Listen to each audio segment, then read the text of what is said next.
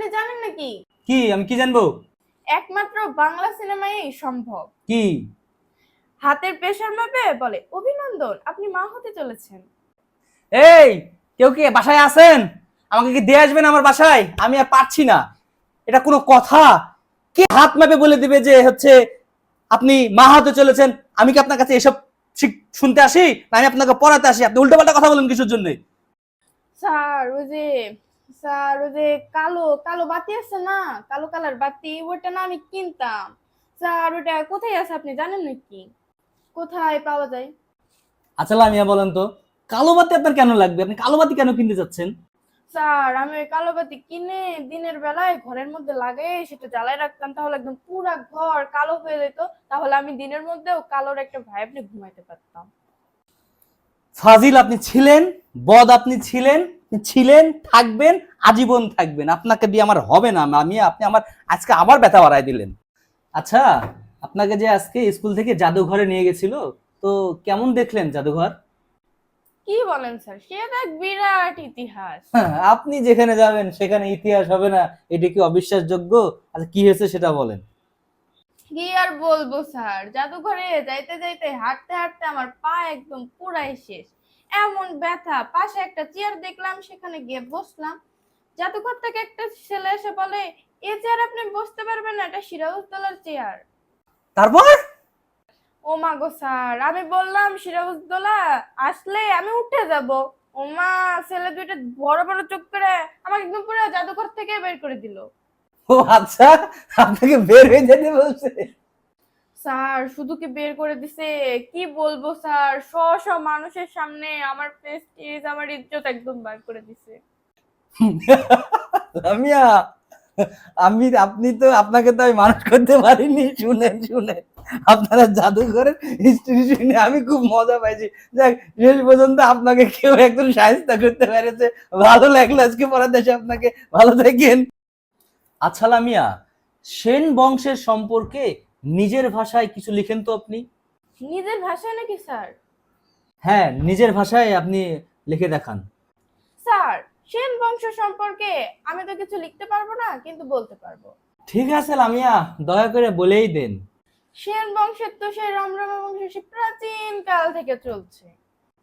সেন বংশের রমরমা আপনার কাছে মনে হয় সে প্রাচীন কাল থেকে চলতেছে? প্রাচীন কাল থেকে তো চলতেছে। ঠিক আছে, তাহলে বলেন। যেমন ধরেন স্যার, বনসায়ের তানসেন, উত্তমের সুচিত্রা সেন, চট্টগ্রামের সূর্য সেন, বহু বিবাহের বল্লাম সেন, আর নাটোরের স্যার বনলতা সেন। আর জানেন নাকি স্যার ন্যাকামিতে কে আছে? নেকামিতে আবার কে আছে আপনার? কি আবার স্যার, মুনমুন সেন। আর হাসিতে কে স্যার জানেন নাকি স্যার? না, জানি না, বলেন আপনি। সুস্মিতা সেন। আর গহনা আছে না স্যার, গহনার বাক্সে অপর্ণা সেন। ও মা, তাই? টাকায় কে স্যার জানেন? গৌরী সেন। শ্যামাই বর্জ্য সেন। আর স্যার চলচ্চিত্র আছে না, এটাতে কি হবে জানেন স্যার? মৃণাল সেন।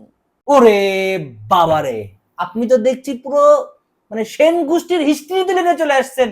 আমার ভুলে গেছে আপনাকে এই সেন বংশ সম্পর্কে কিছু জিজ্ঞেস করা, আমার খুবই ভুলে গেছে। মাফ করেন, আমাকে মাফ করে দিন।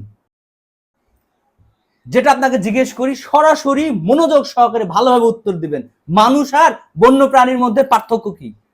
স্যার যেমন আপনি ধরেন, একটা বাঘের বাচ্চা সবসময় একটা বাঘই হবে, কিন্তু মানুষের বাচ্চা সবসময় মানুষ নাও হতে পারে।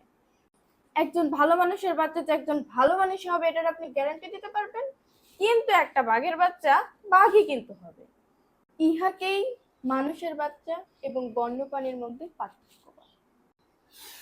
আমার মাথা বলে, মাথা মাথা আছে না, আমার মাথা বলে। এবার আপনি আমাকে বলেন তো, অনুকে দেখতে কি প্রয়োজন? ও দেখতে কি প্রয়োজন, এটা আপনি উত্তর দেন আমাকে। কি দেখতে আবার প্রয়োজন স্যার? আপনি হেঁটে যাবেন ক্লাস 5 এর রুমে। অনুকে দেখতে কি করতে হবে? ক্লাস 5-এ আমাকে কিসের জন্য হেঁটে যেতে হবে? আরে স্যার অনু পড়ে আমাদের ক্লাসের ক্লাস 5 এ, তাহলে আপনাকে দেখতে ক্লাস 5 এ যেতে হবে না? আপনি মানুষই না, আপনি মানুষ হইতেই পারেন না। মানুষ হইলে এরকম কেউ উত্তর দেয়? হ্যাঁ, অন্যকে দেখতে হলে নাকি আমার ক্লাস 5-এ যেতে হবে? আমি প্রশ্ন করি এক, আর আপনি উত্তর দেন আর এক। আচ্ছা, ছোট মাছের উপকারিতা নিয়ে 2 লাইন ইংরেজিতে বলেন তো দেখি।